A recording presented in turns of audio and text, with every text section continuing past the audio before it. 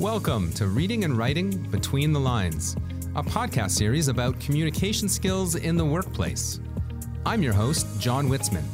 Join me as I speak with industry professionals and Conestoga faculty and alumni to explore their journeys with reading and writing skills. Follow us as we talk about how communications learning has changed over the years, how these skills are used in a wide range of industries, and the future of workplace communications. I'm grateful to you for that addition to the conversation that you just made now, where you said that there's a part of you outside of your work, sure, yeah. which is of course so obvious, and yet it's easy to overlook when we have these very important priorities, whether it's from an educational perspective, like my own, being part of the development of somebody who wants to become productive in the workplace, or whether it's you who has workplace responsibilities by virtue of what your job is. It's easy to overlook the fact that we exist outside those jobs, and that we do those jobs and we seek out that income in order to sustain this full life, to be happy. Totally. Yeah. I would say for the past 7 years, how this has been mostly useful and mostly employed is through my most important job that I have, which is a father to 3 daughters. Wow. Because so much of parenting is, some parents adopt the strategy of when something is like just absolutely mind-bendingly complex, Right. to just say, kid, just Right. forget it. Yes. I'll tell it to you when you're older. I try to go towards the obstacle when in those situations, and I try to, as much as I can, really simplify and distill.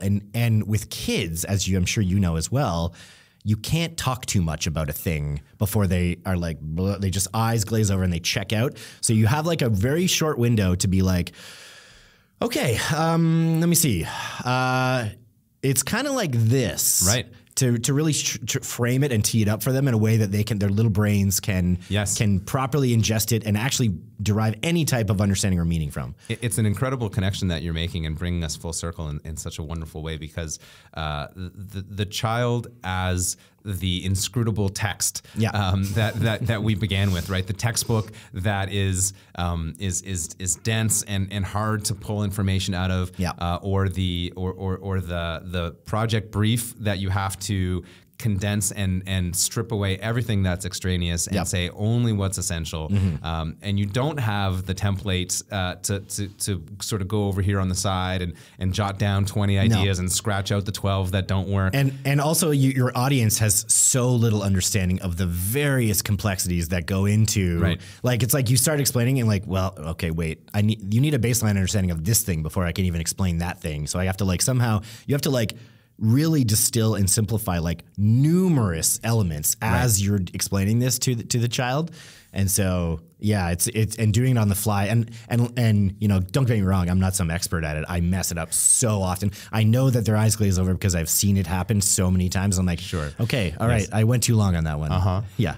I'm familiar with that glazed over look, but I think it's a terrific place to end our conversation, this idea that those lines, those distinctions between the classroom and the boardroom, and between the workplace and the personal, that those lines are blurry, that they're artificial, that we use communication skills in our personal life in a way that helps us to be better at our jobs, that we use sort of formal communication skills in more informal communication situations at the workplace and all throughout our day, and it's all kind of one big soup of clarity and precision and conciseness, or it can be a hard,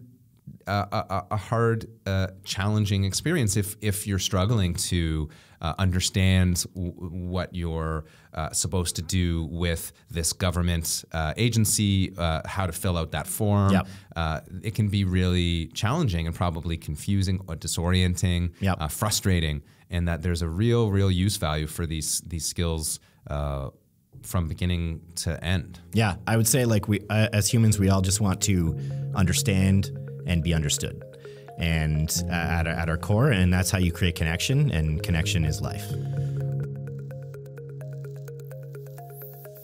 And that marks the end of another episode of Reading and Writing Between the Lines, a podcast hosted by me, John Witzman, on behalf of the Communications Department and School of Interdisciplinary Studies at Conestoga College. You can find other episodes of this series on our YouTube channel, Reading and Writing Between the Lines. Stay tuned for more episodes. Thanks for listening.